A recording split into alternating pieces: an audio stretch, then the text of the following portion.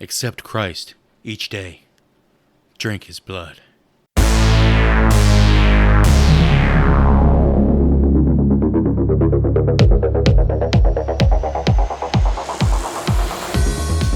This is the Horrible Film School. Take a seat and slowly peel open your Trapper Keepers for the 101st time. I am Chris, and I am here with Professor Hootie. What's up, fellas? Excited to be here. Thinking about the Jewel song, Who Will Save Your Soul, this evening. Ooh, we gotta get a Kermit the Frog rendition of that track there. Who will save? Joy, you know that one? What? Say it again? Who will save? Who will save your soul? I don't do it like know Kermit, the though, rest. Oh. The lies that you Who told, will boy. save your soul? She's got that yodeling background, I think, actually. That's not far off. We are also joined by the second and first coming, Professor Joey, a.k.a. Dr. Nasty. Dadus, hotty-dat. Dadus, hotty-dat. Man, I felt like I was playing Final Fantasy VIII the whole time I'm watching this shit. Final Fantasy VIII. Damn, that's a throwback. Very specific. Unforgettable. You remember when we Unforgettable, sold like our entire video game collection to buy Final Fantasy VIII? Yeah, we were like trading N64 cartridges like at the mall with like random people. Like, all right, man, I'll give you $10 for Clay Fighter. GameStop was bending us small children over the barrel. Yeah, dude. They would give you like a nickel for like a $60 game. I remember me and my dad going to the flea market and selling a lot of toys so that I could buy Madden 2006. Is that down in McNabb? I think that's 05. 05. If that's Which one is 05, McNabb? you got that instead of ESPN 2K? I thought Ray Lewis was 05. 05 was Ray Lewis, that's right. McNabb was 06. The fucking murderer edition. That was the truck stick edition, wasn't it? Yeah, that was a big deal. Everybody got truck sticks except for Ray Lewis. He got a fucking knife. Knife sticked. A shank. Anyway, back on track here, boys. Let's start with some news. I'll keep it short and sweet. Give you two little tidbits from the internet here. This one, just a fun little trivia for you. Death comes for us all, no matter the age. Final Destination Bloodlines broke the record for the oldest person set on fire on camera, with 71-year-old stunt performer Yvette Ferguson coming out of retirement. Jesus Christ, her old ass bones gonna turn to dust. 71-year-old fire stunt performer coming out of Came out of retirement. They couldn't get anybody else to fucking work. Might That drop had to be that shit, specific. bro. Yeah, maybe she was like a favorite of somebody. I don't know. I thought that was like the funniest headline I've seen in the past 2 weeks. I was like, I gotta share this information. Or maybe she just really likes Final Destination. She just, maybe it was a tribute to Tony Todd. R.I.P., brother. Only other thing I have, Eli Roth is returning to the director's chair with Ice Cream Man, which he promises will be his most insane and terrifying horror movie to date. It is said to be, quote-unquote, the story It's of a an remake idyllic... of Our Boys. Clint Howard? I don't think Yeah, so. Clint Howard shit. I thought so originally, but here's the synopsis. I've never seen the original, or that one, so... Story of an idyllic summer town descending into madness when an ice cream man serves kids sweet delights with horrifying results. Does that sound like I what think it's Clint the same, Howard does? Okay. the same movie. Well, it doesn't even get mentioned in the article, so I was like, maybe it's a new thing altogether, or maybe the other movie was just so shitty that people have forgotten it. Is the new version of Clint Howard and like a Walton Goggins? Oh, yeah, I could see. Nah, Walton is way too attractive to be Clint Howard, bro. He's an odd-looking fellow, though. Yeah, he is. He's too smooth for that, though. He's very charismatic. Dude, what about that White Lotus shit? I know I'm a little bit too late, but the dialogue between him and Sam Rockwell. Him and Sam, that was the best scene, man. That shit was wild. That's the best in the whole season. It just kept turning. I'd like to do a read of that one day. I'll do the Rockwell character, and somebody else can be... Just deadpan like he does. Yeah. He I mean, killed it, that dude. the Goggins are all just, Oh. Oh. And I realized I wanted to be a lady boy. I wanted to fuck myself. Today's assignment, my choice, this is from 1976, The Omen. Simple lesson for you boys. You are one day closer to the end of the world. Technically, that's true every day. Aren't we all? It had some really weird taglines. Some of them were like, pretty much, if you hear weird noises, it could be The Omen. It was really weird. Yeah, the that's a campaign to strange hype one. this up was not great. I thought the campaign for the movie was like kind of huge, like originally. Didn't Yeah, they I have guess- some shit where they screened it like on June 6th of like 76 or 76. some shit? The 6th hour, the 6th day. I don't know, dude. The taglines, the posters I saw were just there's some goofy shit out there. That's all I'm saying. The campaign may have been better than the marketing material was in retrospect. It is 76 as well. This is true. You got to take this one with the appeal of this is the original version. Because you've seen the same shit 100 times since. It's hard to detach that part of it from your brain. Scary kid movies, like this is the template. Didn't this come after Rosemary's Baby? Yeah, lot Rosemary's after. Baby there's no, spoiler alert, there's no kid for you to really Well, I've follow. never seen it, Chris. Okay? It's a baby, pregnant not a woman. kid. It's a pregnant woman. That's the entire movie. She's pregnant, basically. Does it ever pop out? Does the unit ever pop out? I can't tell you that. You can tune in to find out. Tune in next week, as they say. The placenta definitely. is haunted. The placenta is the Antichrist. All right, let's hop into it. I'm going to start with some fan reviews. I changed it up on you boys for this 101st episode. I pulled 2 reviews from Rotten Tomatoes, believe it or not. Oh. Some pretty wild shit on there. They're all anonymous, basically, though. So no funny So it's like the usernames. 4chan of fucking review sites. Exactly. There's no You- like splash you say damage whatever if you shit. say something stupid. So start with a negative review here. This is from January 1st of 2019. This person says, legendary when I was a kid due to its dark thematic and German censorship. Not exactly sure what that means. But in retro perspective, there is not much left of this magic. Poor acting has to be Peck's worst movie. Cheap effects and not frightening at all anymore. 0.5 out of 5 stars on Rotten Tomatoes. So this comes from somebody who had seen the movie previously, right? Yeah, they referenced seeing it as a kid, so I'm assuming they've grown out of it. I can understand the not scary anymore a bit too, but again, we're judging it based on 50 years of cinema since. I don't know. I feel like this shit is kind of scary. In all Kids honesty, are scary, man. just because it hits like all the creepy notes that people already suspect about children. Child rearing it's a different experience, man. When it's you're trying to raise a kid, you really see some tendencies in people. What pushes people to go onto a platform like Rotten Tomatoes and review a film like this from 1976 and just rake it? Like, what is Just the purpose of doo-doo that? all over it. Well, it could have been during when the remake came out. It could be when like the prequel that just recently came out. I feel like that could be a reason to go back and check out the original. and give There's your definitely thoughts on reasons it. to revisit old movies. Obviously, we do it here all the time, but I think he's saying, like, how can you accurately judge it without the context of when it was released? Well, it's all subjective. It's all Impossible. like personal, preference, personal like view of it. Or maybe it's like, all right, I just signed up for my account. Now I got to go back and review every movie I've ever seen. It's just, Now I some people have want to that bolster my OCD. numbers.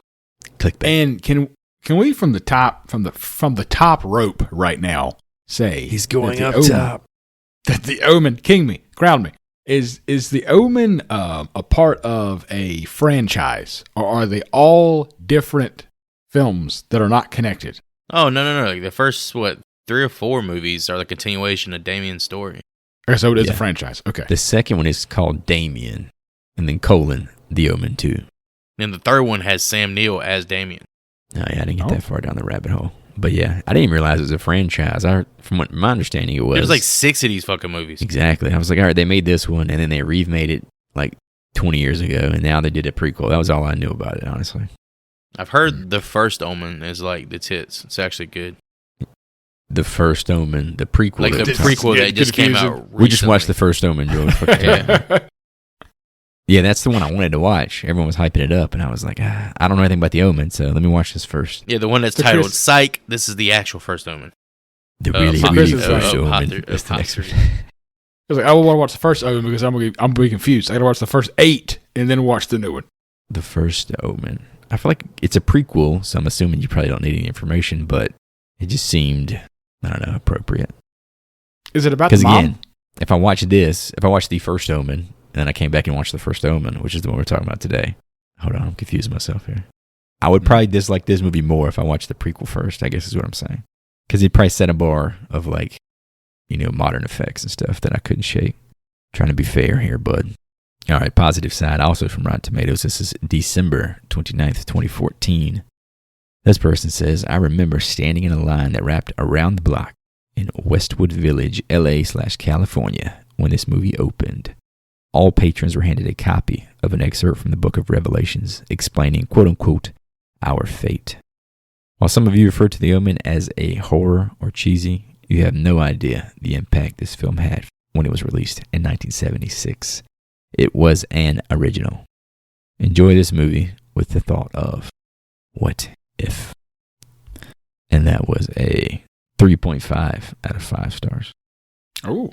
Put a little variance in there. But yeah, I thought that kind of illustrated the positive spin from a modern reviewer's sense of, you gotta remember this is the first of its kind.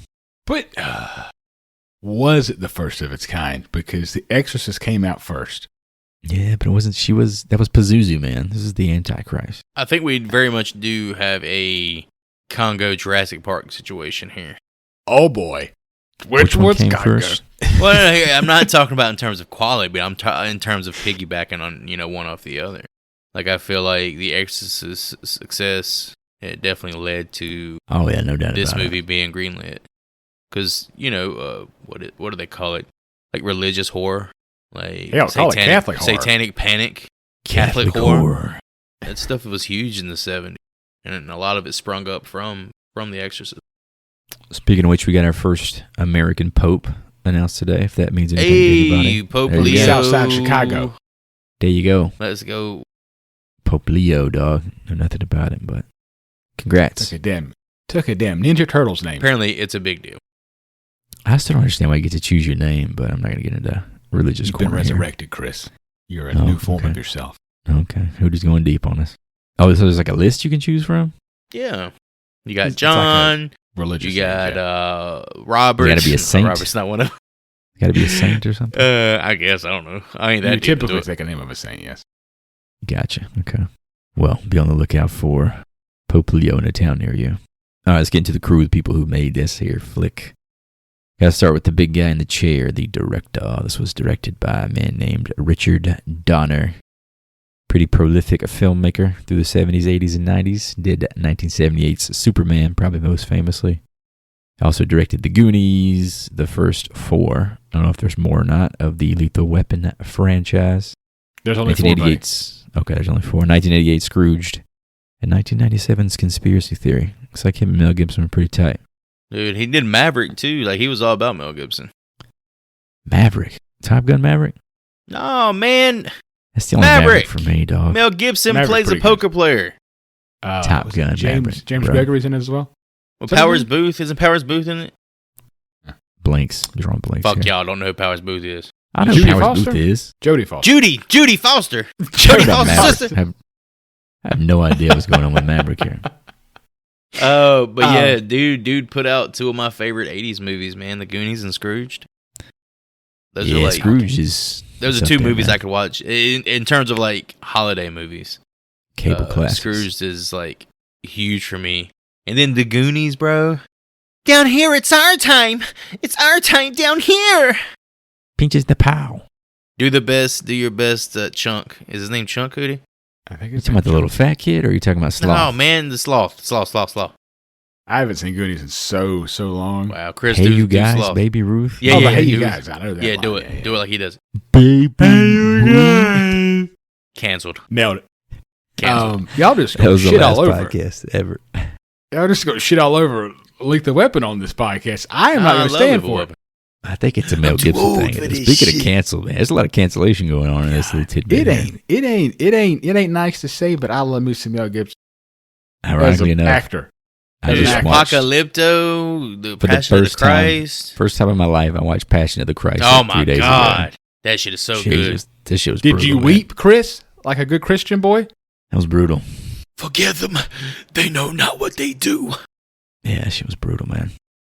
So he also directed a film that I watched a lot as a kid because my father enjoyed it, and now looking back on it, is an incredibly racist movie. And that is Richard Pryor's The Toy, where a little rich white boy hires a black man to be his toy. Different times, man, different times.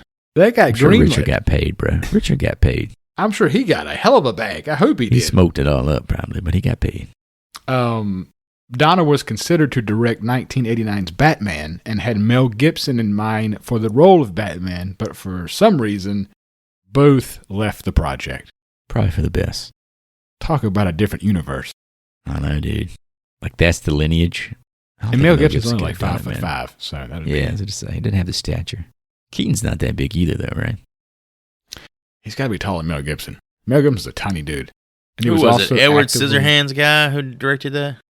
Tim Burton, yeah, he did the first two. Okay. Batman and Batman Returns. Michael Crichton also actively pursued him to direct Jurassic Park, but he turned it down. I feel like he has like a Spielberg arc, but not quite the level of, obviously, commercial success of Spielberg. Like The Goonies, that was a Spielberg production as well. He's definitely a name you hear a lot, especially as it relates to Superman. He's considered the originator, I guess, of comic book movies. So that's an accomplishment. I'm just now realizing the Goonies title, you can like take it, use it nowadays for like gooning. The Gooners? Like, it's probably a fucking club or some shit online. There's one of the kids on our soccer team. My son keeps referring to him as Gooner, and I'm like, dude, stop. Stop now, stop. You don't know what you're saying. Stop that. You need to get like a squirt bottle like he's a cat. You don't know what you're saying, buddy. But yeah, so very competent director, obviously, in the chair. This movie was also written by Mr. David Seltzer, who I read a bit about. Really couldn't pull much meat off that bone, though. I don't know if you guys got anything on the writer here. I have jack shit. He also wrote the remake in 2006. Oh, did he? That's a knock. And he wrote My Giant, starring Billy Crystal, if you've ever seen that. I just remember the poster at the local movie club when we were kids. That was it. It's all right. I don't know if I'm a Billy Crystal fan. I feel like he was a comedian when I was way too young. It was something about City Slickers that just turned me on to Billy Crystal. Got a little turned on watching the old City Slickers. What's the one with Steve Martin? Three Amigos. Okay. Yeah, I always turn when that shit comes. I don't know why. Steve Martin is a hard sell for me. See, I put him and Billy Crystal in that same camp, like that same era. Like, I don't know if this is funny to me or not. I can see that. I feel like Billy Crystal's comedy is a little bit more realistic, where Steve Martin is just so damn over the top. He's zany, but I do love me some Robin Williams. All right, music by, this is a fella we literally just talked about, Mr. Jerry Goldsmith, who won his only Oscar for this movie for Best Original Score. Legend of the composer, as far as the film composing world. He did a little movie called Congo that you may have heard of before. So, little picture. If you want to learn more about Jerry, just rewind like 45 minutes. You'll hear about him. You guys got any more? One time he won an Academy Award, right? Yeah, he had several nominations. I think it was 5 or 6 maybe. But this is his crowning achievement, apparently. I had a note about Mr. Seltzer, if we could back up for a bit. Let's look at my notepad here. Apparently he wrote this movie just for the money. Oh. He had no desire to make the movie? I did it strictly for the money. I was flat broke. I do find it horrifying how many people believe all this silliness. Wow. Silliness. Just dunking on your ass for buying into his goods, the product he's selling. Fools. They all know this shit's make believe, right? All right, stepping into some production notes here. I got a handful. First and foremost, this is probably the most telling as far as how the movie got made. Donner favored an ambiguous reading, leaving the audience to decide whether Damien was the Antichrist. Seltzer rejected this and wanted it to be no doubts that Damien was the dude. I guess they kind of wanted you to better. Yeah, they wanted you to be, I guess, like in Dad's headspace, like not really believing what's happening. I mean, at some point, there's like 8 coincidences where just mathematically, I'm like, okay, obviously, there's something wrong with my family. It's the child. These deaths are getting a little ridiculous here. It's hard to sell Gregory Peck as a bad guy as well. Yeah, it is. He can't even do it. Like in the scene, like he's torn. Like, I'm too nice for this shit. I'm Gregory Peck. I'm Atticus Finch. Also, here's some casting notes for you. Roy Scheider, Dick Van Dyke, and Charles Bronson are also considered for the role of Robert Thorn. Love some Roy Scheider. That's my dude. Roy Schneider? Scheider. Jaws? Is it Schneider or Schneider? Scheider. You talking about Rob Schneider? I am talking about Rob Schneider. Homeboy. What about Roy Scheider? Rob Schneider is the stapler. I think Roy, baby. Roy. I don't know. Like Rob Schneider is a stapler. I am awesome. Adam Sandler. I go back. I do it. Go. Fucking Cartman. I love this. Awesome. That's what it was, right? Awesome. Yeah. You wouldn't happen to be a pleasure model, perhaps? Speaking of Cartman, I recently was in Denver, Colorado, and made a pit stop at a Casa Bonita. Casa Bonita. Is it as cool as they say it is? It is. To call it a restaurant is underselling that facility. Nice. Is it the waterfall like legit huh? there? It's an experience. It's waterfalls. There's skydivers. There's puppet shows. There's real shows. There's magic shows. There's face painting. There's animal balloons. Would you What kind of say food do they serve? it's like going skydiving, Rocky Mountain climbing, Rocky Mountain. 2.7 seconds on a bull named Fu Manchu. Boom. Gross. What kind of food The do they serve, though? The food was like the run-of-the-mill, whatever, like raggedy-ass Mexican joint you got down the street. Tex-Mex. You got it. Casa Bonita. Tex-Mex. Nice. It's $45. Like everybody at the table pays $45, 3 and up, and you just get like a meal, dessert, and a drink, and that's Throwing it. up. You eat till you throw up? No. It's like you get the one plate, the one dessert, and the one drink, and that's it for $45. Okay. So you choose from like a list of entrees? I think there's 4 or 5 options. Yeah, How big are the servings? not very big. I was hungry. What the after all that. $45? You're hungry. Yeah, They're making left. They're making some money. I don't think I've ever left a restaurant hungry. Well, so you sit down and eat first thing before you do anything else. So you sit down and eat, and then they tell you that you can stay in this place as long as you want to and do all the shit. So then you watch all the shows, and you walk through the caves, and you do all this shit. So you're paying for the shows and stuff too. Yeah, you're paying for the shows and stuff too. So by the time you're done with the shows, you're hungry again. Oh, you expended too many calories walking around trying everything out. I was going to push Getting up, face painted and shit like that. working on my traps. Yeah, that's your fault then, bud. All right, moving on to Damien. Over 500 boys auditioned for that role of Damien. The then 4-year-old Stevens wanted after Donner encouraged the boys to attack him during a group audition. Stevens reportedly clawed at his face and kicked him in the groin. This kid's a bit of a little bastard. I mean, he kind of like earned the role then, if that's the case. Certainly so. Also had here, because he had curly blonde hair, they had his hair straightened and dyed black and gave him colored contacts to make him look scarier. I saw the same color contact note, and his eyes look pretty normal to me. Yeah, I don't know if maybe they were like bright blue or something before. I don't know. I think it would have been much creepier just to leave him blonde-headed and blue-eyed. Oh, the Like perfect he's Aryan style. he's an every American boy, I guess. Well, I guess he wasn't American because he was born in Rome, right?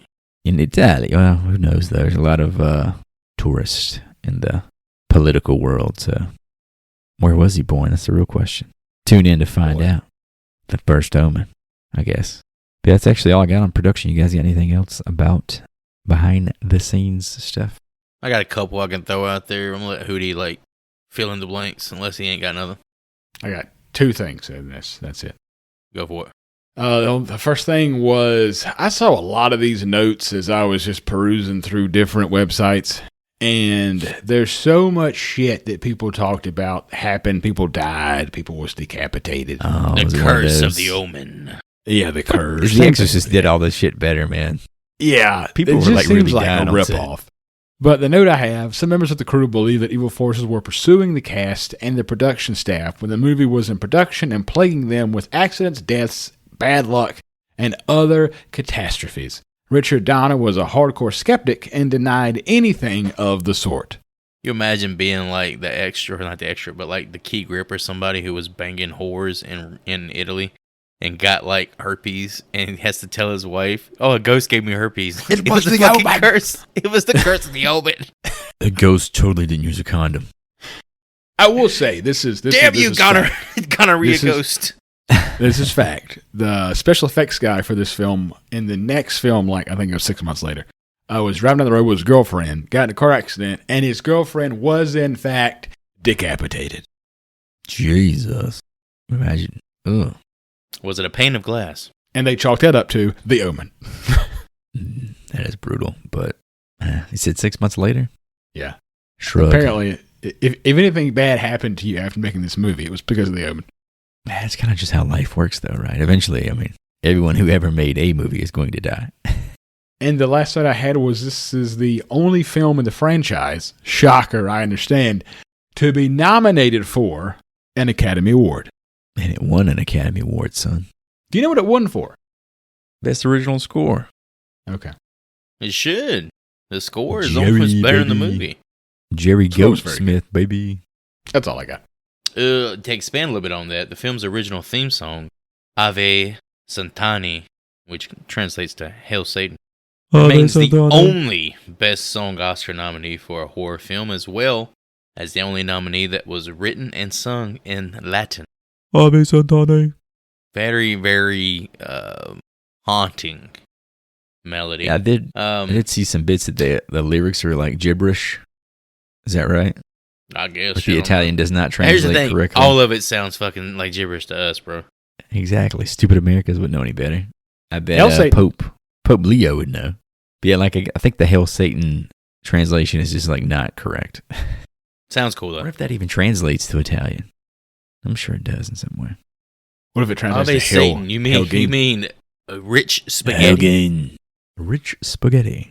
Spaghetti Martinelli. Last little tidbit here I got.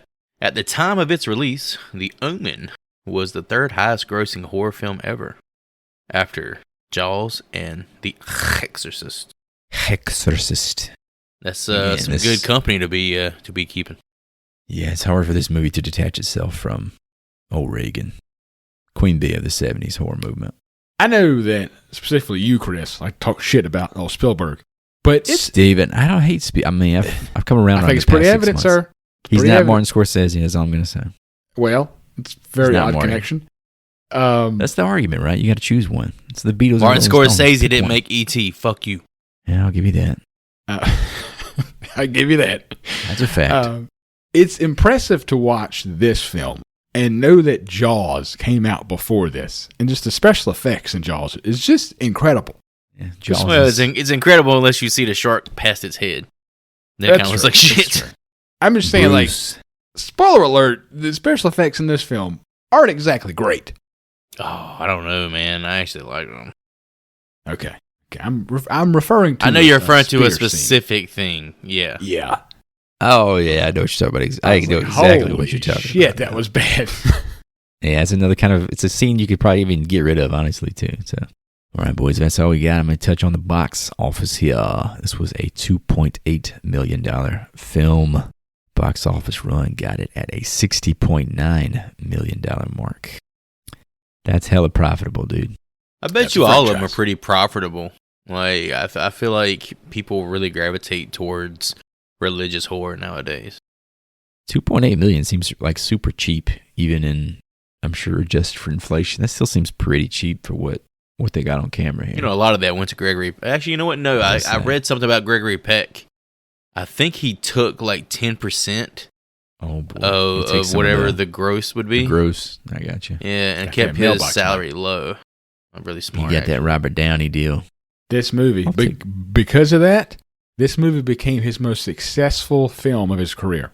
Financially successful? Damn, financially, he made a shit ton of movies, too. That's impressive.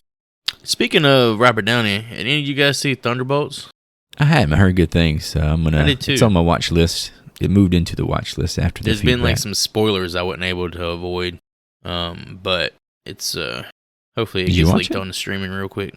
No, I didn't. Oh, okay. There we go. I saw that Kurt Russell's kid's in that. That piqued my interest. Dude, he's in fucking what is it, Monarch? Captain and the Winter Soldier. He's great. That's where that character's from. He's good in Monarch too. Yeah. Overlord's where I'm from. Wyatt Russell. All right, well, we're going to change things up. Episode 101 Change the sauce here a little bit. Instead of hammering through every inch of the plot, we're going to bang out some highlights. Try to keep it fresh and popping for you folks. Try not to spoil every little tidbit in case you did not watch this movie, which, of course, we're going to recommend you do so before we spoil anything. But spoiler warning alert. Before we get into that, though, let's touch on the cast. Let's go through the heavy hitters. I'm trying to keep it broad here. This movie stars a fellow by the name of Gregory Peck as our main character, Robert Thorn. Do you guys have any relationship to Gregory Peck? Oh, man, I know all about him. Or am I the only one who's ever seen him in another movie? I have seen him in another movie that I really love. What'd you see? Is it To Kill a Mockingbird? It is To Kill a Mockingbird. And Cape Fear, the remake. He's barely in that one, though. He's in. You ever seen him before, Joy? Oh, yeah, I love him in all the stuff he's ever been in. Oh, man, he's such a big fan. He's so good in that one movie the third about one, the dragon and the TV show about Sean Bean. He did a lot of westerns, man. He's in both. I fucking never seen it. I've never seen this guy before. He's I was reading about how good of an actor it is and at what kind of gravitas he brings to this movie. Like, he literally lends like a big it's Hollywood like presence Rand, to this Jimmy movie. Stewart. He's in that level. Yeah, so that it would be like that person being an exorcist or something like that, right? Right. Yeah. Jimmy Stewart in Jaws too. He was in both versions of Cape Fear, by the way, the original and the remake. Same character. Remade by who? Daniel Day-Lewis. Martin Spielberg? Scorsese. Scorsese did Cape Fear? Fuck yeah, with De Niro. That's his boy. I guess I knew it. Come out Spielberg wherever you are. Spielberg actually gave that movie to Scorsese. Oh, a little bit of a handshake there. Said it was more of his speed, which you gotta agree with. Steven just can't handle violence, man. So Spielberg said this is low who can brow. do the best De Niro face? You talking to me? Me? I don't see anybody else here. You must be talking to me. I often just sit there with a pistol pointed at my TV. For all the viewers at home who can't see what's going on, who didn't even try. There's a lot of squinting. I am not a De Niro fan. I have a lot of notes. Guy. What do you think I'm a clown? You think I'm a clown? Do a Pacino then. Do a Pacino. You gotta have one of the other. I'm not a fan of either one of them. Sorry, I just don't. The whole Italian shit just doesn't do it for me. She's a great ass. She's ovulating Kevin. That is a very good. She's ovulating Kevin. Not as many people know that line as you think, because I've said it in public before, and people are like, "You're a fucking weirdo." Fucking devil's advocate, baby. Can we Keanu do devil's Reeves, advocate? Is that horror? I used to watch the fuck out of that on It's DVD pretty when fucking I was terrifying. in high school. For So some hot, reason, dude. It was so hot. I used to go to Eden to hang out with the girlfriend, and I had to crash at the aunt and uncle's house. That's the only people who lived in the area. That was like the only DVD they had. So every weekend, I'd watch that shit like 3 times. For some reason, How many times did you Pete, shoot to Keanu Reeves' face? baby. No, that's not my Keanu. my Uncle Pete had it on, I think, DVD. Like when DVD was the hot ticket, like the new technology. Yeah, it was the DVD that had the little black clip on the side that you. That's what it remember was. That? Yep. And it's like a cardboard open. Yeah. And he kept trying to make me watch Devil's Advocate, and I had to be like, I don't know, 10. Yeah. And I didn't watch it. You coming over this weekend, Ryan? Ryan, the Devil's Advocate. We got that on DVD. Leave your pants at home, boy. You ever seen Charlize Theron? Hoo-wee. You ever seen Mighty Joe Young? She's in that. Oh, God. So I have a couple notes. That snatch bites back. Mr. Gregory Peck here. Formed a solid friendship with Mary Badham, who played Scout in To Kill a Mockingbird, and they stayed friends until the day he died, which I thought was pretty badass. That's pretty cool. It's like he almost embodied that character. His favorite drink was Guinness, which he drank every day, so much so that he eventually had a Guinness tap handle installed in his house. Hell yeah. Him and Jason Momoa. That's his beverage of choice, too. Too thick. Very thick. It's like drinking motor oil. The shit works like that.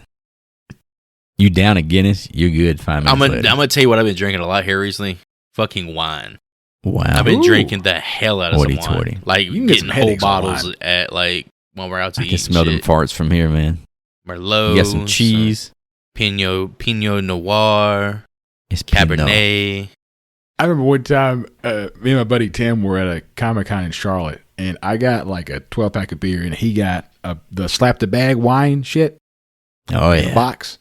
It looks like a colostomy bag. There you Yeah, go. it does. He housed that bag in 4 or 5 hours.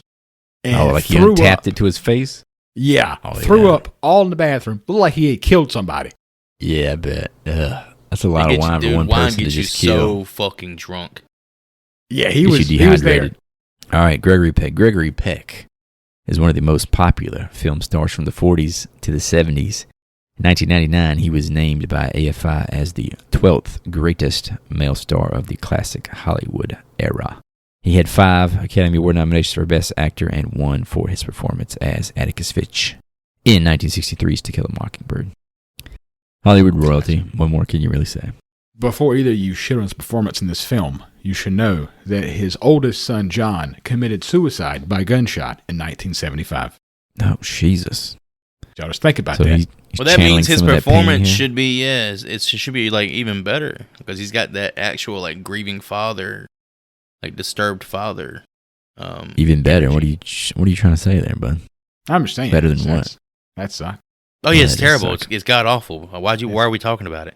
Well, I just figured out. You're gonna something. make me fucking Hootie's cry. putting a shield out there for the performance in case you want to Yeah, blow back at the just- man. Yeah, are in you case. speaking of blowback? Are you blowing this guy? Why are you so worried about what I'm we're pretty fucking sure gonna think Gregory about? Peck is in the ground now. Rest in peace. It's Legend. Atticus Finch, Joey. Damn it. One of the Atticus. greatest men of all time. That's the thing. If I'd seen the movie, I'd probably have appreciation for him. He's just trying to moving on, save moving Tim on. Robinson. Let's talk about Catherine Thorn, wife to Mr. Robert Thorn. This is played by Lee Remick. She was also nominated for an Academy Award for Best Actress for the film Days of Wine and Roses from 1962. So you got 2 Academy Award nominees leading this flick. Pretty interesting. Joey, what was your thought on Days of Wine and Roses? Oh man, That's every day for Julie. Those days were so long. They were some good days. No wonder she got nominated. Like a red watermelons on a vine, help yourself, son.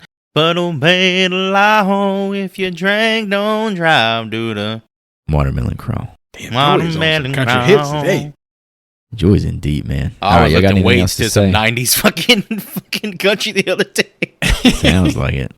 Y'all got any other notes on Lee Remick here? Beautiful blue eyes. My goodness.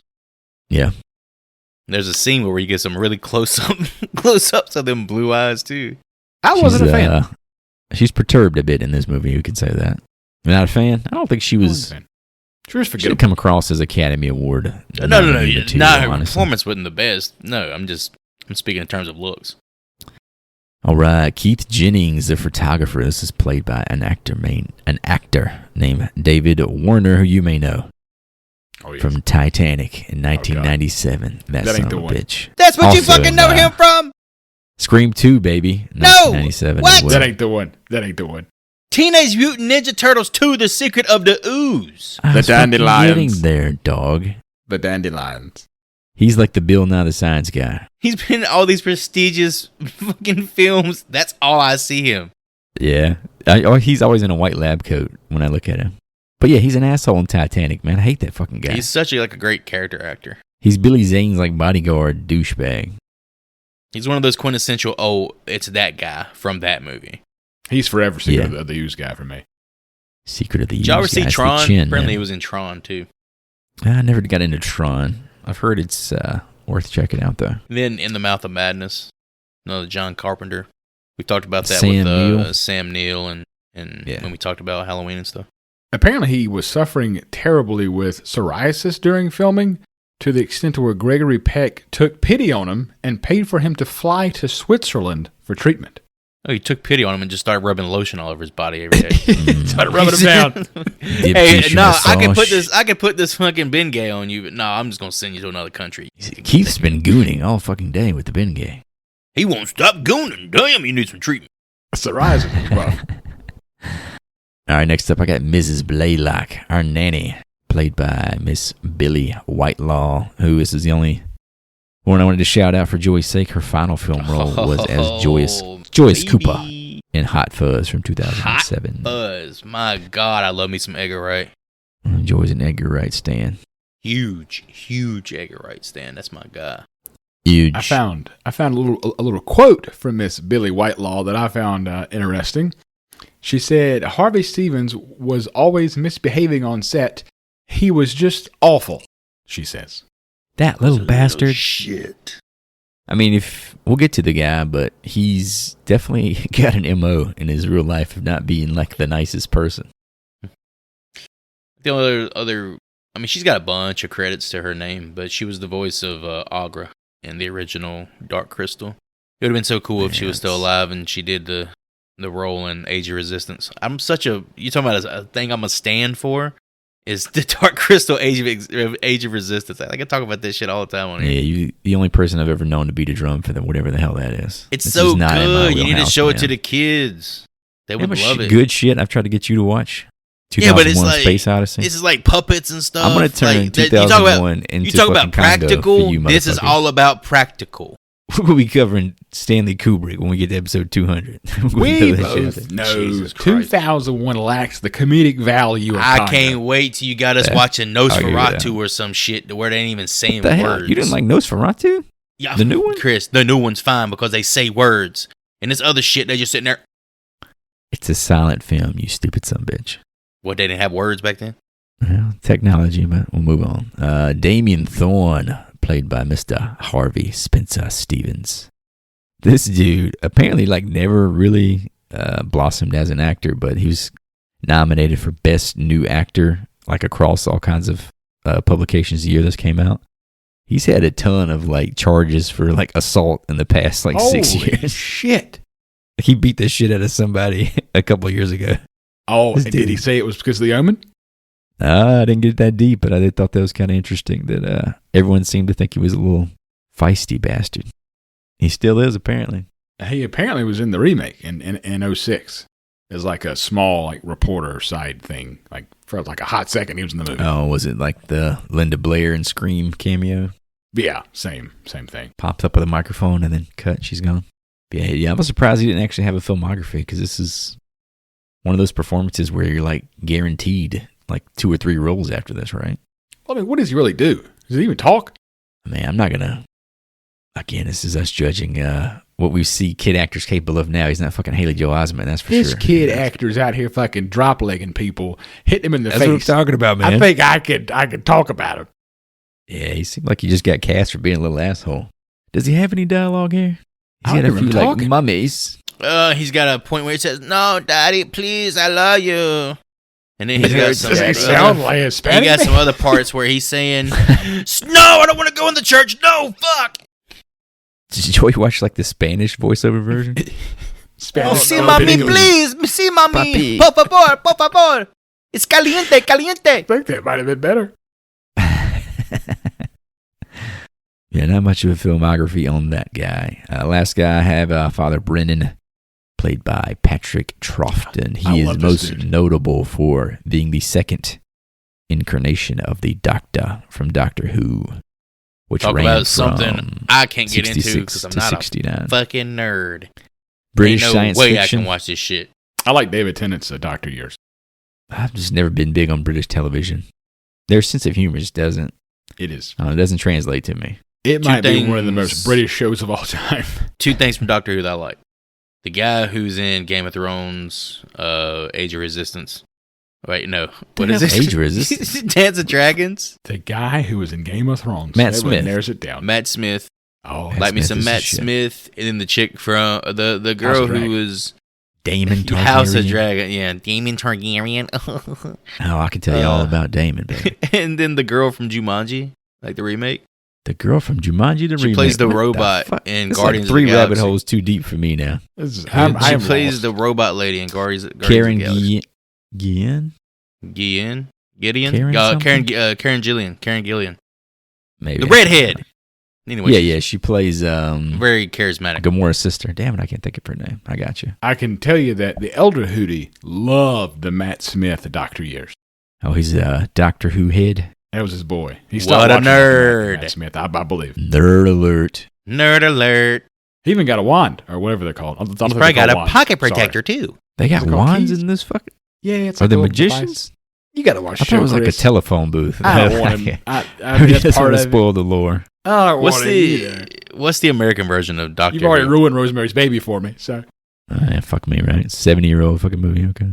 What is the American version of Doctor Who? There you go, Hoodie. What's a good comp? something that's ran since the 70s, fucking Days of Our Lives. I don't know. Is there like an American version of what Doctor Who is about? Is it like Star Trek? You could say Star Trek. That might be the best, actually.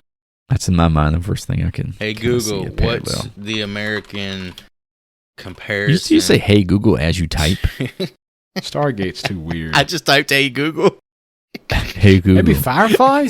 Hey, No, it was only like Firefly? one season. I know it didn't last long enough. I'm just trying to think those kind of shows. I thought this was more like magical time travel or some shit. It is. I don't know of a magical time show in America. Somebody Yeah, said, this I is guess like in terms of super like British. length, like Law and Order, according to this person. I don't care There you about the go. length. I'm talking about like If you mean The girth? cultural impact, if I like blank, Star Trek. I might like Doctor You're Who. saying Star Trek. If you're talking about cultural impact, If I like Star Trek, maybe I would like it. Is that Star what you're Trek saying? Deep Space Nine is a shit. Okay, throwing that out there. back All to right, boys, Slut's back to 9. work. Back to work here. You got any more cast members you wanted to shout out? I'm good. Not really. I mean, I really don't want to shout out none of them people just because I don't fucking know anything about them. Yeah, it's kind of sparse on That's what filmographies. happens, man. Like, honestly, growing up, the '80s like spoiled me for horror. It has to 70s be is like different, brain dead shit for me to like actively want to watch it. And this isn't the definition of brain dead. This actually has like some plot, has some story. Oh, not according to Mr. Seltzer. That's according to what he said. This shit's Well. stupid as hell. Silliness. Silliness. That's I what a will writer would shout say. out. I Silly. will shout out the Rottweilers because they were some gorgeous dogs and they are all dead. I'm terrible. I hope they got them dead. dogs at? I mean, if they're not dead, then we have a bit of a situation here. Oh yeah, them dogs is long since been dead. I hope them fucking poor dogs didn't have to live through all this shit. Them damn things has been dead for 40 years, Chris. All right. We're done with the cast. Let's get into the plot. And again, we're going to do things a little differently here. We're going to go what we're going to call a highlight reel approach. So without further ado, let's crack open the Omen. Look at me, Damien. It's all for you.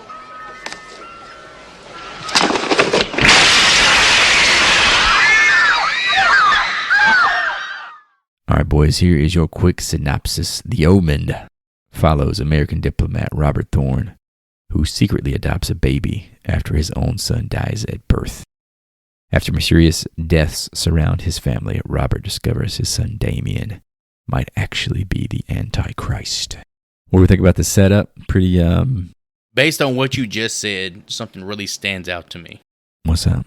Now, I guess we're kind of jumping the shark, but I'm going to do it anyway. Jump it. His wife never finds out 100% that that's not their son. Yeah. That's kind of like an abandoned. I was hoping that would have been visited and there would have been some strife between the two. Like some sort of like tension about that, about him lying to her for 5 years. They never expunged upon that or never expanded upon that. Yeah, the setup is pretty quick. It's literally like the first 3 minutes of the movie. He's like, okay, your baby's dead. Here's this one. Do you want to take it? Okay. And then movie goes from there. I feel as though the character of Robert is so what's the right word here? He just wants that to be his kid, and as soon as he is given that Just kid, desperate. that is what it is. Like that's his kid. He's not going to second guess it. Right. Well, I think it's really built up that they're leading like a perfect life. Like they have a really, really good life. And one of the things missing is a child. And I feel like it's almost vanity for him to like, in his mind, have to tell people, oh, my child died in during childbirth. Like it's like a strike against him in a way. Because I think this ties back to his like political affiliations too. Like he's definitely a person that's about presentation. Like yeah, you're and he'll saying. always have that dark cloud over him. So Yeah. maybe that helped pull it. It's not really talked about or discussed, but I feel like that's like some sort of subconscious reasoning for him to just be so open to adopting a child. 30 minutes after you just had a stillborn or Yeah, it's what is it's a made weird out to be a stillborn? situation because it's That's got to be one of the most traumatic moments of his life, you would think, up to that point. And he's not as broken, I guess, as I would expect him to be. He's not used to disappointment.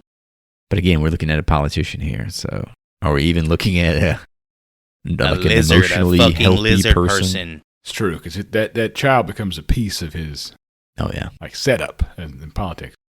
yeah. It is political. weird that the priest basically says, we can replace the child. And he's like, oh, Don't worry. okay. All right. Yeah. No questions asked. The priest is really good about What framing it in sounds- a way that he's doing like a humanitarian thing as well. Like, yes, he's the only one that's going to know about the humanitarian thing, but he's literally changing this child's life. I think That's the priest comes across pretty fucking creepy though. Like you didn't get the impression that he's like, "Hey man, I got this baby, man." It just came across like Like dude on the street trying to get he's you a to give used him $20. he's a used baby salesman. That's I thought it was a little aggressive. Catholic priests are toss-ups between like really nice ones and really kind of creepy ones. Those do seem like the back door. I've been priest around to a me. lot of them here recently. They seem like Oh, pretty. whoa, Pause. Oh, What is it? boy. You got something you want to tell The us? ones I've met and talked to, they seem like genuinely nice guys. Yeah, most of them are, but again, there's. I think that's kind of where the hook comes from, right? few. Oh, that's where they get you. That's where they hook you in. They make you think they're nice. Now, Joey, come clean the altar for me. Okay. I guess Yeah, the correct thing Come would take say communion. There's few Mm. that there's some that lack the communication to come across as, Yeah. It's ironic, like how of the moment this conversation is with us getting a new pope and all this shit, and Joey apparently converting to Catholicism before our very eyes. Oh, baby, mom Drank about the it. blood. They kneel a little bit too Joey much. drank the My knees blood. be hurting like a motherfucker after a lot a of service. downs. Up, down, There's up, not down. like Burpees. like an accessibility situation. Oh, no, they have for- this little thing that you pull down and you kneel on, but my fat ass knees be just like, you know where I fell in that glass bottle that one time on it with my knee? I don't think you could blame that on that. No, glass bottle from 30 years Damn, ago. Omen. Somebody I using still anything. feel like a pain in that knee when I'm on it for You too remember long. that plate glass bottle sliced half of my knee off? Remember back in '95 when I Dude, took I it remember off that I trail remember to the chunks of fat, like just looking at it, and I was fingering it. Yeah, nah, you were too much of a puss for that. All right, boys, let's get into it. First scene I wanted to highlight here. This is kind of, I guess, the impetus kind of gets everything in motion. It's that shocking moment at Damien's birthday party, that nanny's public suicide. Shit was wild, dog. You talk about jumping the fucking shark. How you blowing your Whoa, load bro. in the first 10 minutes of the movie? Yeah, like we said, like, is your setup? All right, cut to the birthday party. And then, whoa, what the fuck? It's a totally different movie after that. It's not a marital drama like you thought it could have been. It's a, we're going over there. Man, It's all for you, Damien. That the shit was kid's creepy. birthday dude. party is so fucking nice too, man. I know, man. Like they roller got some coasters, Monet. carousel, free Roman Rottweilers. Klein. If only Wait, it wait, was. there was free Roman Roddies there? Oh I yeah, didn't yeah. notice You that. know, to that Rottweiler just sitting off in the woods. Oh, yeah, the one that he kind of sees. I thought you said free Roman, like there was like a gang of them just running around playing with the kids. They and were shit. he just chilling in the wood. That's a beautiful. Dude, Nipping if- at the kids' heels. If only it was a pit, right? This would have been a really short movie. Damn right. They know what to do. But yeah, That's that a- shit was that's a- wild, brother. That's a dog breed you don't see a lot anymore as a Rottweiler. At least I don't. I feel like it was the dog of the 90s, maybe just because it was in so many movies, like Man's Best Friend and all that. Is Cujo a Rottweiler? No, that's Saint Bernard. That's He's a Saint Saint Bernard. Yeah. Beethoven boy. had to bring him back. He had to bring it back to the good guys. Damn, you talking about a Roll franchise? That Beethoven. motherfucker had like 5 movies. That's a hell of a franchise. Like, what the hell are they talking about in these movies? It's about this one He damn keeps dog. fucking and having more puppies, He dog. keeps having those damn dogs. I guess He just keeps Clifford. I busting. guess Clifford's been a damn comic strip for what 60 years now. Beethoven, but the new Beethoven, he's just gooning for 90 minutes while the kids are getting into hijinks. Beethoven 6, the Goon Squad. He's just rubbing his ass across the carpet for 90 minutes straight. What about David Warner's hair in this movie? It's Very 70s. so fucking Beatles, dog. Yeah, Every I time thought he looked saw him, like. I'm like, this dude looks like a knockoff John I Lennon. thought he looked like Patty Pimblett if he let his hair go for a little Patty bit. the Batty or Patty the Fatty, depending on what shape Goodness he's gracious, in. that boy loses weight and gains. He gains Dude. weight and loses weight at a crazy. After that last fight, he's legit. There's no denying him now. Yeah, this scene played out like, I know we saw it in the trailer, so we were kind of hyped for it, but damn, dude, it looked a lot better than I thought it was. I think going it's to. probably the most quoted line in the entire movie. It's all for you, Damien. Damien, look at me. I'm over here. I love you, Damien. It's so it's all creepy. for you. The sound design is just creepy here because we're at the fucking birthday party. Damien is like 200 yards away from this lady. Like, I don't know, doing kids do scratching his ass, eating boogers or whatever. And you just hear her in the background, Damien. Oh, Just Damien. chilling. It's disturbed. Just sitting on the fucking roof, just waiting to get his attention. Damien's looking up there. Damn, go ahead and jump, bitch. I'm trying to get back to this carousel. I'm trying to get back to this funnel cake, bitch. Go ahead and jump. So I got an elephant here. Robert Thorn is the ambassador to the UK. Yes. And to put that in perspective, in today's world, I believe he still is. The owner of the Jets, Woody Johnson, is the ambassador to the UK. So just imagine Woody Johnson in this world. Fucking Aaron Rodgers is at the party. Holy shit, that lady is fucking crazy, man. I'm gonna go sit in the dark. What is Sauce Gardner doing? Sauce.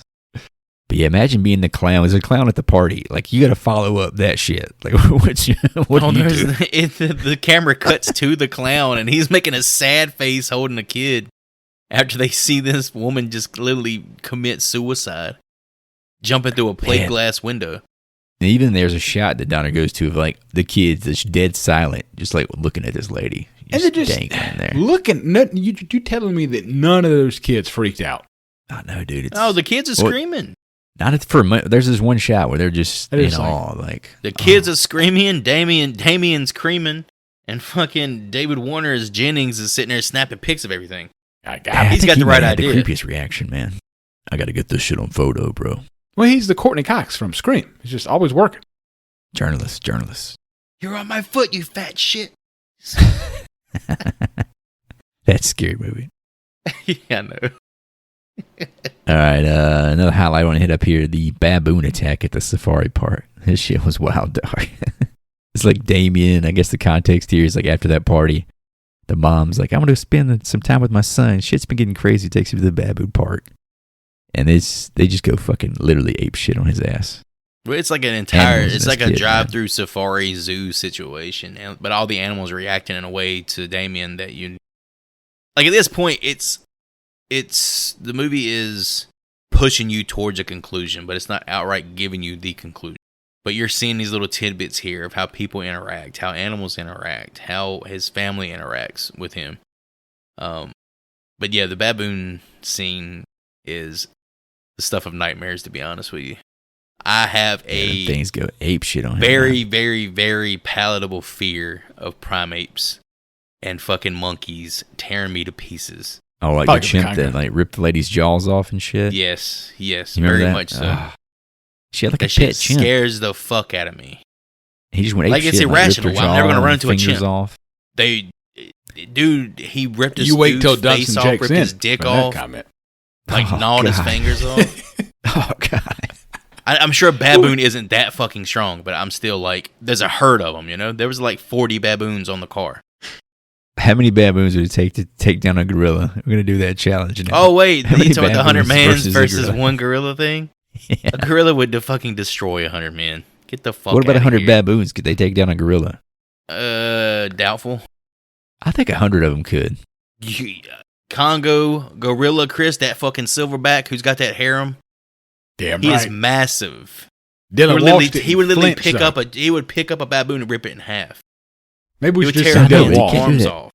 He can't do that 100 times in like 5 minutes. I bet you he fucking can. He's got to have some hellacious cardio. He's gonna stop for a banana break. Gotta get a little protein snack in there. The potassium up. So this scene, the baboons. If you back up a minute, and he first looks at a giraffe right in the eyes, and the giraffe. There's a whole shot of the giraffe like looking at this kid, and they just like fuck that, and just start sprinting away. I've never seen a giraffe stunt in a fucking movie before. That was cool. I didn't either. It's a fucking put that on the bucket list. But he has this weird relationship to animals, and I guess I never really understood, because at this point you've seen the thing with the nanny. We've seen how animals react to him. Is he controlling any of this, or is this all just a product of his being, I guess, is my question.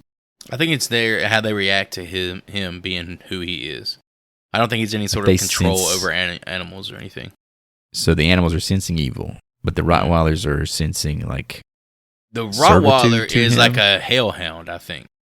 So you think it's some kind of like sent to him type of thing? Yeah, in the same way, eventually we're gonna have like a caretaker sent to him, like the Rottweiler sent to him as well.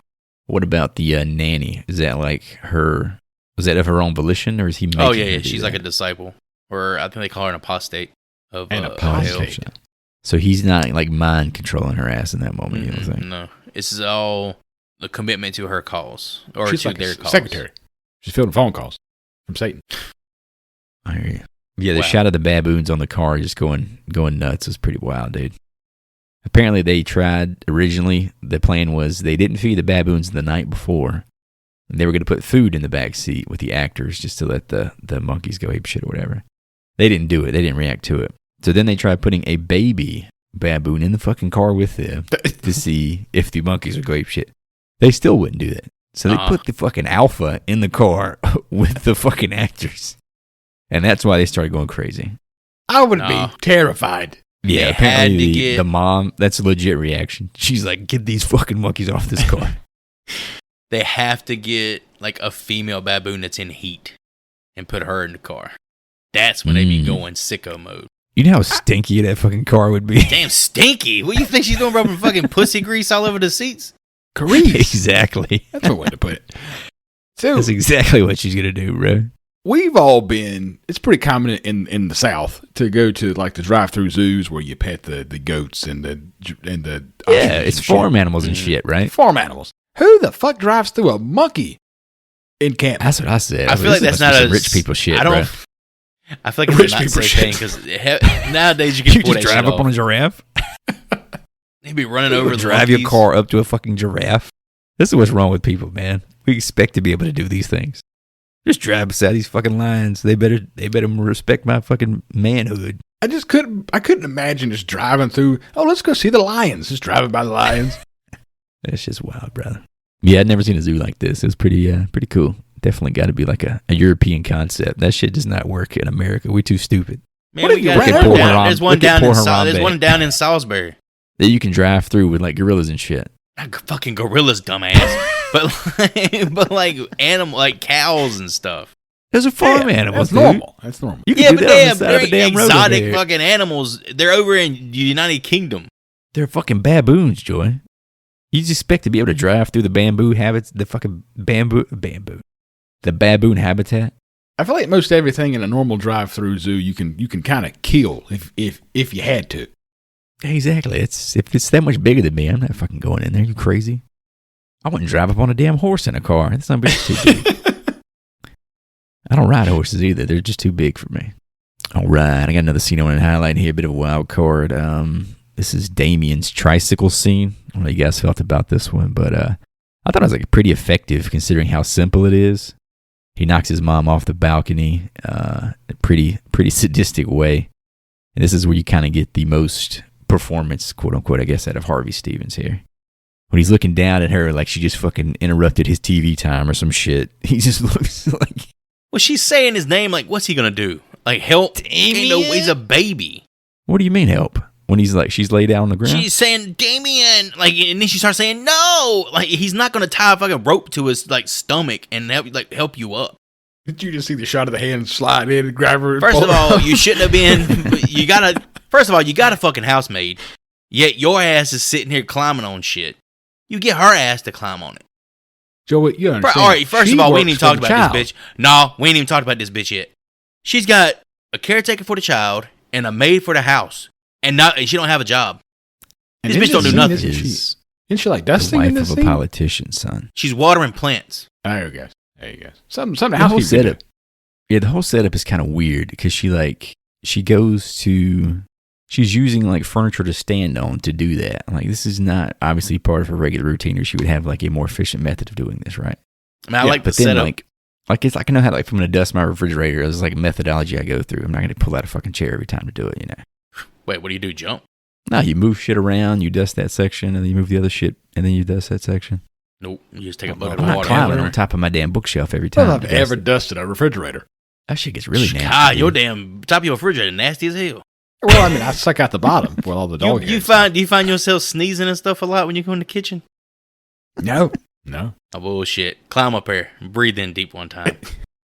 You probably got a whole human fucking skin fragment up there. I did suck out a small cat from the bottom where the filter is. What? Oh, shit, was it alive? No, it was just a shit ton of dog hair. It was like Okay, an incredible amount of I dog thought you hair. had an actual cat down there. No. Just disregard this living animal down there. Like, we find out this whole setup comes from her being pregnant. We find out she's pregnant, and there is a prophecy being foretold by one of the priests about how Damien is going to force the baby to be killed in some way and make himself the sole inheritor of the estate. He wants to be the heir. Yeah, he wants to be the heir because that's going to be like what propels him to begin his reign as the Antichrist. Yeah, but I like to do like the setup where he's above the hanging plant and he's going in circles to like make the plant move to where she can't water it and she has to climb up. Oh, you talking about when he's on the trike? Yeah. Yeah, this scene's really effective, and the sound design's great too. Baylock is sitting there watching him. He's fucking got do it. These squeaky ass little wheels, man, and it just gets like more and more grating as it goes. I don't know. It's really well designed. He pedals the shit out of that tricycle. Yeah, man, there's nothing more terrifying than a child with a head of steam. And this some bitch ends up, he shoots this fucking tricycle at her with like rocket precision. At first I thought he was going to like just casually bump her like it was an accident. No, this motherfucker like shoots it like a gun. Bam. All right, one more scene that I wanted to highlight before we get to the finale here. This is a big one. Call this one simply the photographer's decapitation. How fucking elaborate was the setup for this shit? You know those like Rube Goldberg machines? You ever seen those? Where like someone knocks a ball and it goes over here, and then the broom hits this, and then the mousetrap goes off, and it's all just to accomplish like one simple task. That's what this fucking death scene was like. Fill up a coffee cup. Got to reach over here, got to grab this, got to hit the fucking parking brake, it's got to slide. Like in Back to the Future when he's feeding Einstein. Exactly. It's one of those called a Rube Goldberg. He used to draw those crazy blueprints for those machines. But yeah, dude, the shock value of the plate glass just fucking going through this dude's neck was insane. This I did not see coming. They didn't put this one in the trailer. Yeah, I didn't think they were going to kill him off. But then again, I also feel like me not really seeing this actor in a lot of stuff and associating. I thought he was a bigger deal than what he was. Like, I didn't think he was so expendable. Because I've seen him in so many saw things. The Secret of the Ooze so many times. Pretty much, yeah. In my child brain. Oh, yeah, this guy won Oscar. Like, there's no way they're gonna fucking kill this guy off. But I love how that sequence played out. Like, it looks really cool. You have Robert like in denial that Damien is like the Antichrist, and he can't bring himself to kill a kid. Yeah, when he throws the daggers, it's almost comical the way he does it. I don't even want their shit. He throws like a pack of knives. I'm not going to do this. And my man goes to pick the knives up because he's like, fuck it, I'll do it. As soon as he goes to pick them up, that's when that decapitation. His kappa is detated. Apparently, he kept his decapitated head for years, like the little prosthetic. And sadly, he lost it in his divorce, and his ex-wife now owns, or I guess possesses, the decapitated head. She has it like on a mantle, or she put that shit on eBay. That was a very disturbing note that I found. I feel like taking that as just one of those things of showing his ass. I can take whatever the fuck I want. She said, "You keep that Secret of the Ooze white jacket. I'm getting the fucking head. What you got? I'm getting the Ringo Starr head." You could imagine being in that lawyer's office, separating stuff, and she's like, "Oh, I'm taking the head." So really, this movie is about safety protocols at work just not being properly followed. The Antichrist is just exploiting OSHA at this point. So is Damien physically causing this to happen? I would say yes. So he's physically moving matter from across the world. I don't feel like it's Damien. I feel like it's some force outside. You think it's like Satan working on behalf of his prodigy? Is this Satan's influence? Damien's just like, it's just me. Problem child. Sorry. I think the fact that Damien doing what Daddy exists, it gives power to these entities that can do stuff like that. So you telling me Pazuzu only exists because Damien's out there? I could see this in The Exorcist living in the same universe. I'm not Kind of the against same Will. rules. The Exorcist it's such a better film. Yeah, it is, but what can you say, man? You guys got any other scenes you want to shout out before we get to the finale here? I actually really enjoyed the cemetery scene where Robert and Jennings go and find the graves. I got a really funny joke for this scene, in my opinion. Yeah, it's kind of an odd setup with the way it actually plays out, but it's something I haven't seen before.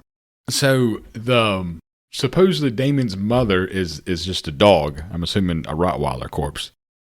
I think I read that it was a jackal in the actual grave. Jackal. In the movie, I don't know if that means anything. In the movie I watched, I had the captions on, and at one point, the father, Brennan, I think, is talking about the mother of Damien, and he goes, "She's a jack," and then it cuts out because he's interrupted or whatever. So I guess jackal was a good string to tie to. Yeah, I think I was reading some synopsis and it said jackal somewhere. She could be like a jack of all trades or some shit, I guess. Like she's good at a That's lot of probably stuff. not true. Maybe how does the jackal tie into some kind of religious iconography that I'm just not familiar with? Probably. And then he removes the top of his son's casket, and the corpse has basically got hit in the head with a hammer. Yeah, that was brutal to see that little skeleton, dude. Yeah, that was a little traumatic. That hit me in the Baby had a feels big right ass there. head, boy. That was Had a the big hole proportion. right there in the head. The proportion of that child was rather large, but Oh, kids have big heads, dude. We were talking about this the other day. You imagine a baby with a big body and a little head? That'd be weird. So what we're made to believe here is the priest who initially told Robert that his child was dead and recommended The swap, yeah. that he and his family adopt Damien instead, that he was actually like a disciple of Satan and was like working alongside to make all this happen. Yeah, like they intentionally murdered his son. I think that's how Robert says it, right? They murdered my boy. Is that my son in there, Sean? Yeah, it's horrible, dude. and Horrible didn't feeling, them dude. Rottweiler show up? Shit, them rock. Them Rotties. I got them Rotties made me so fucking anxious. Dude, in I this got scene, a joke brother. right here. All these They would damn not stop coming. Rottweilers. Did they break into a cemetery or stumble into Michael Vick's backyard? Does this Oh, confirm Mikey V as a Satanist? Let us know in the comments. Oh, damn. Shout out. Hashtag Michael Vick. Hashtag Michael Vick the man used did to- his time. Used to fight dogs. Hashtag Shout you out. go, Mike Vick. You Shout go, Shout Mike out the Vick. head football coach at mass, Norfolk don't State forget, University. never forget that guy you'll see on Yeah. ESPN had a mass grave filled with Hootie, dog that's our local corpses. boy for Hootie now, man. He is a local boy. I might actually go to a game this year. Oh, shit. There you go. But yeah, the skeletons there were brutal to see. Heartbreaking, heart-wrenching. You got any scenes we wanted to highlight, Joe, that we didn't mention? The cemetery was one. The other was Father Brennan's death. Here we go. Yeah, that was a banger. When he was in the park and he laid out pretty much the groundwork for the rest of the movie by telling Robert that his son was the Antichrist and of what was going to happen, what his plans were. And then from there, it going to him being pursued by this dark entity, this dark force, to his ultimate demise of Fucking rain cloud, you fucking lightning striking a pole on top of a church, which then impales itself through his body. Does it though? God, that was so sick. Oh my He gets God. stood up, dog. He gets That was shish so kebabbed. fucking cool. And then the whole side thread or side plot of Jennings' photos showing people's like eventual demise. Yeah, they had like the markations for where everyone was like either punctured or damaged in some way that resulted in their death, including his own. He saw the slice across his neck for the plate glass. It was a cool little side plot. I feel like we've seen it 100 times since. I don't know if this is one of the first versions of it, so I feel like The Ring or one of those kind of did the same type of shit, right? Yeah, but that was in the 90s. Yeah, but it's so indoctrinated in my head as the original version, you know. But yeah, at this point, so he goes through this crazy ass death sequence, and then Jennings shows Robert all these photographs, like all the shit that's happened. He's still not fucking convinced. Like mathematically, at some point, the only logical conclusion is there's something fucking wrong with your kid, bro. Well, it's such an odd thing to have to accept. Yeah, I agree, but like it took the plate glass, the fucking Rube Goldberg. He watched that shit happen in slow motion death for it to be like, yeah, I get it. I kind of okay. I'll do it. Well, then he goes home and finds what's on the back of his head. Yeah, there's that too. So we hadn't really mentioned the nanny in all this. So speaking to the final confrontation here, Robert heads home, discovers the 666 on the back of Damien's head, has it out with the nanny, puts her down, takes Damien to the church altar to slaughter him. But that does not go quite as he plans. And then we got we'll talk about the finale after that. But how'd you guys feel about the turn here? Like where she just goes gorilla mode on him? Yeah, like the nanny. Was she as scary as she was supposed terrifying. to be? She has some creepy ass eyeballs. I'll give her that.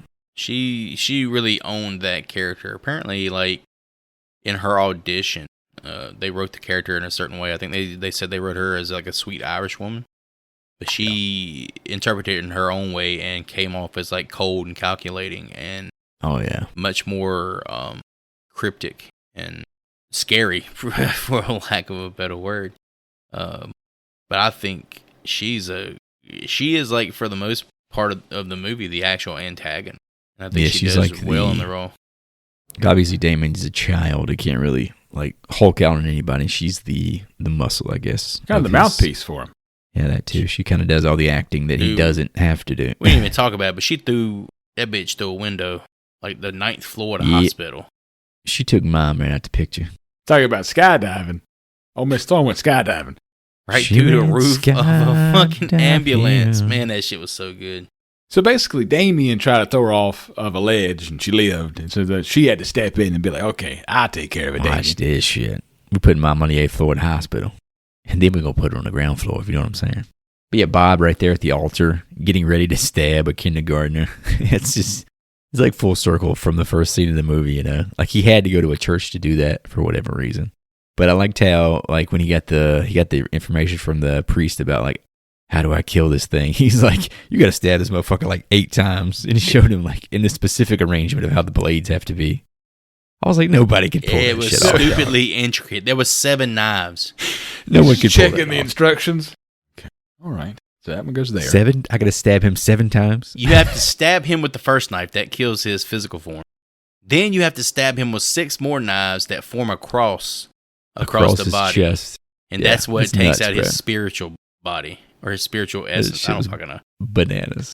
Yeah, I thought that was a bit silly, as the writer would say. Apparently, in the original script, he successfully kills Damien right there. Oh, you mean during the gunshot? Mm-hmm. Yeah. Because with the like crazy slow motion gunshot of the single bullet flying out of the pistol. In that version, obviously, good triumphs. However, the MPAA said this scene was too shocking to kill a child. Yeah. On top of that, having Atticus Finch kill a child. Yeah, I'm sure he was probably opposed to that being recorded himself. 40 years later, we get protecting The children. Mist. Yeah, and then we get The Mist, and then we all know how I feel about that one. Loved it. He didn't have an option, Chris. But yeah, every parent, like, you have the moment where you think your kid, like, might be evil. You just don't always have, like, confirmation. Like, there's moments when you have a kid, and it's like, is this person going to be a good person, or is this beyond me? Is this someone else's hands at work? So I think it's kind of interesting that the movie, can be read as like what it's like to try to raise a decent person. At what point do you just say, there's nothing I can do about it? Let me get these 7 ritual daggers out. It's hard shit, man. And then we have the final twist. So we get the gun going off. We get a cut to black. We don't see if they shot Robert, they shot Damien, or whatever happened. We go to a funeral, and it turns out to be the funeral of Mr. and Mrs. Thorn, attended by little, happily alive Damien on the hip of the president. Oh, yeah, we didn't go over it, but Robert was roommates with the fucking president of the United States. Rob was going to be the next president. Rob was big shit, boy. He was hot shit. And then Damien gives us the really, really, really long look at the camera to send us to credits. I mean, the finale where he's adopted by the United States president was the like... President of the United States. Okay. A little bit much, right? Well, Yeah, like it's hopefully kind of- they understand the succession isn't like if the president dies, his son gets to be president. That's not how that Yeah. works. It makes me curious, like morbidly curious about how these sequels work. I can see how cheesy it can get real quick, but the idea of the Satan will rise in politics, it's just, it does feel kind of on the nose for the modern times. That might be the part of the film that might be exactly why Mr. Seltzer calls this silliness. Silly. No one would ever vote for Satan. But yeah, boys, that wraps up the Omen. You got any final thoughts before we get into the wrap up here? Anything we didn't cover? Anything worth tip of the cap? What was the prosthetic scene you boys wanted to show? That was me. Was that the priest? The priest looked pretty bad. The burn makeup? Yeah, that was And nasty. if you go back, the priest who got the rod through his body, he's clearly just laying against a rod. There's no... Oh, you didn't buy the effect? I didn't buy the effect at all. Too clean? I think I don't know. It just... Some of these don't need to be updated because they just don't cross over well in like 4K. And that probably looked incredible in standard back in the day. In 480p, that was the shit. See, But now- the grain on it. I get what you're saying, but I appreciate that they didn't try to sell the movie based on its gore. They sold it Well, more that's true, so too. based on like it just being a shocking tale of a child being responsible for all this carnage. But yeah, I get what you're saying too. A tale I as guess old as outside of the- time. Beauty and the Beast. Outside of the plate glass, yeah, I guess it's not really any gore effects going on, right? I'm the gore scene that comes to mind is whatever the hell happened when Gregory Peck tried to climb the cemetery fence. I didn't know what the hell was going on. Oh, he fell down and impaled his arm. So the spike did go through his arm. Mm-hmm. Yeah, I didn't even Okay. catch that either. They physically showed that? Mm-hmm. I think it's really dark in that scene or something. Maybe the Very lighting's dark. weird. And then Jennings like helps his arm off of it or something. I don't know. It was odd. All right, boys. All that being said, what piece of memorabilia, what props you want to take home from the Omen from 1976? For me, it's something kind of silly, which it always is, isn't it? The scene where they're heading to the church and Damien is freaking out. Before he gets a chance to freak out, he steals his dad's top hat. I would love to get that oversized top hat. Like, I'm trying to fit in high society, get my Lloyd Christmas on, try to find me a little Mary Swanson.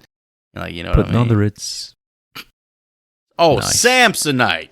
I was way off. Was way off. For me, there wasn't a lot to pick, in my opinion. The most notable piece of memorabilia that comes to mind is that creepy-ass tricycle. Yeah, I did like the trike. I think it's squeaky, though. Very Trying to get you, Don't put trying to Before get you a that thing. jigsaw. There you Get go. some WD on that bad boy. I went with the ritual dagger set, man. I don't know if I'm Full able to set. find someone I could stab 7 times, but I figured they were the most proppy, cool thing that I could actually maybe put to use. I just use them for like serving knives or something. Maybe put to use. Put them out at Christmas. Just cutting potatoes and shit with them. Everyone needs a knife at Christmas, man. Yelling at your partner when they put them in the dishwasher. These don't go. These are the good knives. What do you mean there's only 6 knives here? I know for a fact they had 7 of these I fucking know things. for a fact. You took one at work and lost it, didn't you? What the fuck we going to do if the Antichrist comes back? All right, boys, that being said, grade book's out. Time to hand off letter grades for Mr. Donner for the Omen. Joey, what did you think about this one? I've spent a great deal of my life hearing the praises of Richard Donner's The Omen. But being an 80s child obsessed with 80s creature features and gory slashers, it's always flown under my radar. Admittedly, I've never really gravitated towards religious horror in general. But in my time as a professor at the horrible film school, I have definitely grown to appreciate the subgenre with offerings like The Wicker Man and House of the Devil. And I'm happy to say that, to me, The Omen is among the very best. One of the most noteworthy aspects of 1976's The Omen is that of Jerry Goldsmith's work as the film's composer. You can really feel the sorrow, the pain, the misery of Robert throughout, through Goldsmith's score as death and loss surrounds him. In an already emotionally driven movie, the music takes each and every scene and heightens those feelings to a gut-wrenching, breathtaking level. I think it's fair to argue that the greatness of the score in some ways surpasses that of the film itself. There are also some pretty impressive kills, in my opinion, especially considering its almost non-existent reliance on gore. Namely, the first death we see of the nanny hanging herself. That was fucking sick. I think it's probably went down as one of the most memorable first 10 minutes in a horror movie I've ever seen. The movie also has this pretty slow build-up, like having subtle hints at what's actually taking place. The whole is he or is he not the Antichrist, and its eventual reveal. Like there's no wasted scenes with this movie. Like it has a very, very, very consistent pacing. I really, really, really enjoyed Mrs. Baylock as the pseudo antagonist of the film. Like I think she's great. Outside of that, the movie is very, very 70s in the way it's shot and act, and for some people that will be a turnoff. It's kind of pushing people towards the subjectively inferior 2006 remake, but it is like a shot-for-shot, line-for-line remake. So if you gotta have something that looks prettier and has some updated effects, that might be the route to go. But I really enjoyed, what we got here, and it was nice to check out another movie I'd never seen and always heard about. But yeah, satanic horror is starting to become a genre that I could really get into. Grades out would it be for me? All right, Mr. Hootie, what did you think of this one here? All right. 76 is The Omen. And to be honest, the entire franchise have been a blind spot for me until this review. I have stayed away from these films because the Catholic devil horror subgenre has never appealed to me, and I usually skip these films. What The Exorcist got right in 1973, this film falls flat in multiple areas with execution. However, both Gregory Peck as Robert Thorn and Patrick Thornton as Father Brennan give amazing performances. Even the concept of adopting the devil is in itself a really fascinating concept. Sadly, I did not like this film as much as I believe you two did. I give this a C. Oh, damn. Run of the mill, huh? Okay. I didn't like it. Sounds like a fucking Rotten Tomatoes viewer to me. 0.5 out of 5. All right, boys. Richard Donner's demonic kid flick has more atmospheric dread than actual scares. Gregory Peck classes up the devil child narrative, and the death scenes are still impressively twisted. It's got that slow burn 70s pacing that can test your patience, as Joey said, but when it delivers, it delivers. The Rottweilers from Hell and the plate glass scene both work 50 years later. This is not on par with The Exorcist, but it is a fine satanic panic time capsule that influenced basically every evil kid movie since. It is worth the watch if you can handle the dated bits, and it earns a B for Mr. Donner from me. All right, fellas, that wraps up The Omen. So we will move on to our Mater Meter game here. If you're new to the show, we take a guess at that audience score on Rotten Tomatoes. If we're within 5 points, we choose what's next. Otherwise, we let the internet do so for us. So, since this was my choice, I did not participate in the guess. Joey said this would be a 70%. Hootie said an 80%. The actual audience score is an 81% for The Omen. So with that being said, Mr. Hootie, what will we be watching for episode 102? 100. I will pick Barbarian. Ooh, Barbarian. You're talking about that Zach Kreger joint, baby. 2022 is it? I think that's right. Right there with Relatively recently? I watched this in theaters by myself. I remember really enjoying it, and I haven't revisited it. Oh, okay. I double featured it. I remember when it came out with, was it Pearl, I think, that same day? Yeah. The same weekend? Yeah, I watched that shit back to back. Yeah, me too. It was good times at the movies. Alrighty, folks, we're going to pull up the trailer for Barbarian from 2022. If you want to watch along with us, you can hop on our YouTube channel to do so. Otherwise, we will see you here in a few short moments. We're sorry. All of our representatives are still assisting other customers. Please remain on the line as we value your call. All right, boys, that was a trailer for Barbarian from 2022. Since this is Hootie's choice, he shall abstain. So, between you and me, Joseph, where do you think that sits on that Rotten Tomatoes audience score? I'm going to go with a 69. No, there's no way. I'm telling you. The fucking audiences probably like the second half or the first half. I feel like there's going to be a lot of people that's torn between the first and the second because it's two different movies. I'm going to say 85, man. This thing was sensational. Sensational. And at some point, Justin Long shows up. Joey Long, I look forward to him. He's not even in the trailer. Justin Long, you said? Yeah. I thought you said Joey for a second. No. What the fuck is Joey Long? Yeah, it's the second half of the movie. Yeah, I remember. Let's see. Looks like you can stream this on Tubi for free. That's pretty nuts. Good job for Tubi there. Otherwise, looks like you can rent or buy wherever you choose to do those things. It's a big win for Tubi right there, man. I'm kind of shocked, honestly. They paid some money for that. All that said, thank you for listening. Check out horriblefilmschool.com. You find links to the episodes, the social channels, and the merch store. But you can always support us for free in those 3 simple ways. Rate, review, subscribe. If you're feeling generous, send us some references for reliable, God-fearing nannies. Lord knows I need some. Personally, I will be sending my support to women lovingly devoted to Satan's mini-me. As always, if you're hearing our voices, tell this one person you know, spread the love, spread the campaign that is the Horrible Film School. And with that, I'm going to go learn about the mean streets of Detroit. And I'm out. Thanks for all the likes, the subs, the listens, the follows, the downloads. We really appreciate you guys, gals, and you guys and gals support, as well as your time and attention. Be sure to join us next time when we see just what a mother's love can do in 2022's Barbarian. Class dismissed.